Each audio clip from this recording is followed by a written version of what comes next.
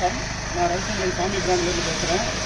இப்போ வந்து பார்த்தீங்கன்னா நம்ம ஆயில் சர்வீஸ் அக்ரிகார்ட்டில் எப்படி பண்ண போகிறோம், அக்ரிகார்ட்டு 9 HP டீசல் மீட்டரில் அப்படின்றத பற்றி சொல்ல போகிறோம். இந்த இடம் வந்து ட்ரெயின் போல்ட்டு, இன்ஜினோட ட்ரெயின் போல்ட்டு.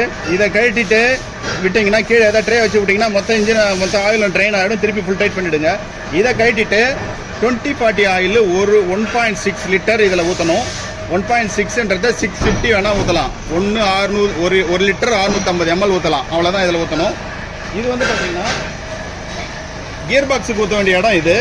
இதுக்கு ட்ரெயின் போல்ட்டு கீழே இருக்குது. அதை கழட்டி ட்ரெயின் பண்ணிவிட்டு இதில் வந்து பார்த்தீங்கன்னா 2 லிட்டரு 90 கிரேட் ஆயில் ஊற்றணும்.